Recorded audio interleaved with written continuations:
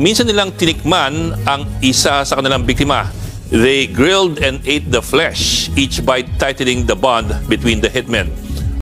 This is total wickedness. This is total evil deeds. Hello po mga minamahal. I hope okay lang po kayo at walang mga problemang pinagdadaanan. Kung mayroon man po, huwag kayong mag-alala. Tutulungan kayo ni Lord and lahat naman ng mga challenges ay lumilipas. Dito na naman po ako sa araw na ito, ang the one and only, just I, myself, and me, Marisol Templo. Sa araw na ito, actually, sa video ito, hindi ako gaanong komportable i-share sa inyo tong balitang ito.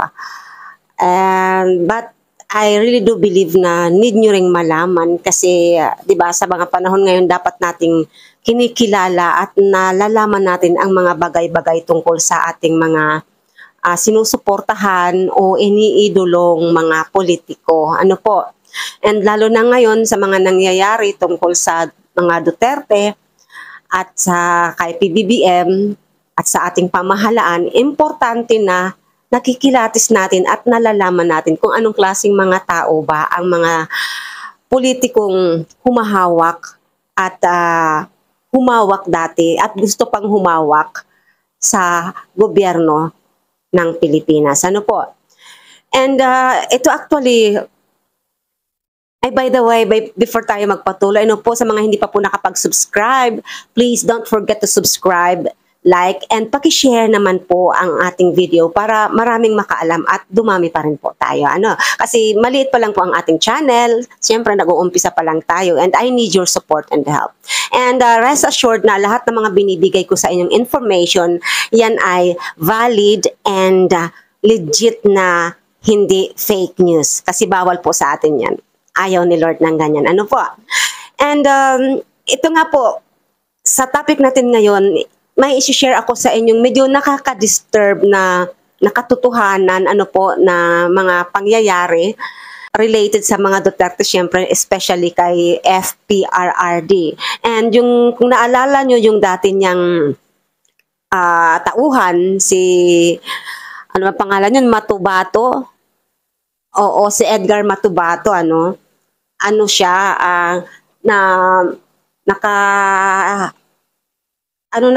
umalis ng bansa, tinulungang makaalis ng 2 pari daw, which is documented naman yan, nasa news yan, para makapagtago at makapagkanlong sa ICC, para doon na makapaghingi din ng tulong, ano po, and makapag-testify na rin. And ayun nga po, sa bagong balita ngayon, sa bagong kaganapan, nagdagdag ng mga detalye pa si Matubato kung ano ba talaga yung naging papel niya di umano sa DDS or Davao Death Squad, na dating miyembro siya at ngayon ay tumiwalag na. Ano po?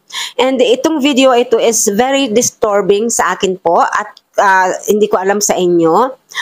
But pasintabi na lang po ha, kung hindi nyo kaya, di wag nyo na pong ituloy. Pero kung kaya naman at gusto nyong malaman ang katotohanan, ituloy nyo rin po para at least aware naman kayo. Ano po? So, ito na nga po, panuorin nyo muna para alam nyo ang sinasabi ko. Ano po? Buhay muli ang issue kay Edgar Matubato dahil sa lumabas na artikulo sa The New York Times nito lamang Enero 5. Sa article po na sinulat ni Hannah Beach at may mga larawan ng tanyag na photographer na si Jess Aznar, sinundan nila si Matubato sa kanyang pagpuslit ng Pilipinas sa tulong ng 2 pare. Ito raw ay para mapasailalim na siya sa International Criminal Court sa Europa. Pero higit sa lahat, nagbunyag si Matubato ng mga dagdag na detalye sa kanyang umunang papel bilang miyembro ng Davao Death Squad. Ilalarawan po namin ang ilang detalye dito dahil ang New York Times article ay hindi po nababasa ng maraming Pinoy. Halimbawa, at pasintabi lamang po, ayon sa kwento ni Matubato kay Beach, isa sa mga trabaho niya ang paghiwa-hiwalayin ang katawan ng mga biktima ng Davao Death Squad. Liban sa tatanggalin ang ulo, kamay at paa, tatanggalin pa raw ang mga laman ng tao at saka isisilid ang ulo sa loob ng katawan. Dagdag pa niya, tinatanggal niya ang mga tainga na walang totoong dahilan. Pero pag nagsimula na raw siya, dire-diretso na. O, diba? Grabe, grabe. Sobrang kasamaan ang nangyari. Alam ko na ang tao ay ginagamit lang ni Satan na instrumento para maisagawa yung kanyang mga gustong mangyari, ihasik na kadiliman at kasamaan dito sa mundo, at ginagamit niya ang mga tao. Nakakalungkot nga lang po na maraming nagfo-fall sa temptation and deception ni Satan. Grabe, grabe talaga yung nangyari sa kanya, no? Yung ginawa niya. Grabe. Ang hirap excuse me po. Ang hirap talaga para sa akin. Ang hirap, parang yung konsensya niya nawala na, no po? Parang namanhid na siya na parang grabe. Diyos ko.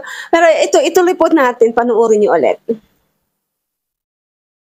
Kasintabi rin po sa susunod na detalye, sinabi rin daw ni Matobato kay Beach at isa pang DDS, nagsabi rin kay Beach, na minsan nilang tinikman ang isa sa kanilang biktima.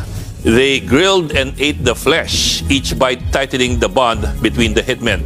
Lahat daw ng ito, ikinahihiya at nagsisisihan ni Matobato ngayon. Grabe, di po ba nakakakilabot? This is total wickedness talaga. And somehow, according sa kanya, di bali na daw na maparusahan siya, hindi na siya wala na sa kanya kung maparusahan man siya. Basta ang importante maisiwalat niya at ang mga pangyayari, at maparusahan din ang nag-utos sa kanya at dating may hawak sa kanya. Ito ngang si dating Presidente Rodrigo Roa Duterte. So, thank you so much for watching. Sa mga hindi pa po nakapag-subscribe, please don't forget to subscribe, like, and share. And pakishare nyo po talaga, pakishare nyo para maraming makaalam at maraming maabot itong videong ito. And tulungan nyo po ako na,